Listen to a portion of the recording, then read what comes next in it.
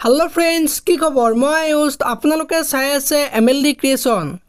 रेंगनी चेनेলত सम्प्रचारित হৈ থকা ছবিমান ধাৰাবাহিকখনৰ আজিৰ খণ্ডটো চাবলৈ বহুত বেছি ইন্টাৰেষ্টিং হ'ব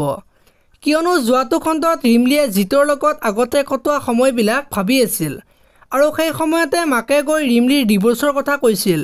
এতিয়া বাৰু ৰিমলিয়ে মাকৰ কথা ৰাখিবনে দেখিবলৈ পাব আজিৰ খণ্ডটোত আৰু যোৱাটো খণ্ডত মাকে ৰিমলিক মনটো ভাল লাগিবৰ কাৰণে ভাত বনাবলৈ কয় আৰু ৰিমলিয়ে ভাত বনাবলৈ যোৱাত আৰাধ্যাই নালাগে বুলি কৈছিল আৰু ৰিমলিক বুজোৱা দেখিবলৈ পাইছিল আৰু তেতিয়া মাকে ৰিমলিক বুজোৱা কথাখিনি শুনি আছিল আৰু আজিৰ খণ্ডটোত মাকে আৰাধ্যাৰ ওচৰত গৈ আৰাধ্যাই যে এইখন ঘৰৰ কথা ইমান চিন্তা কৰে আৰু তোমাকে মই ভুল বুজি আছিলোঁ বুলি কোৱা দেখিবলৈ পাব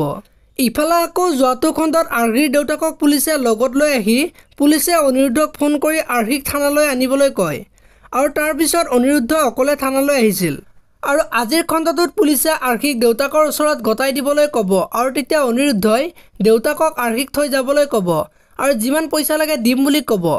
আৰাধ্যাৰ পৰা আৰ্হিক আনিলে যে আৰাধ্যা মনত বহুত দুখ পাব সেই কথাটো ক'ব তেতিয়া দেউতাকে আপোনাৰ দুখৰ কাহিনী শুনি থাকিবলৈ মন নাই মোৰ ছোৱালী মোক ঘূৰাই দিয়ক বুলি ক'ব আৰু অনিৰুদ্ধ ঘৰত আহি মাকৰ আগত সকলো কথা ক'ব আৰু মনত বহুত বেছি দুখ লাগিব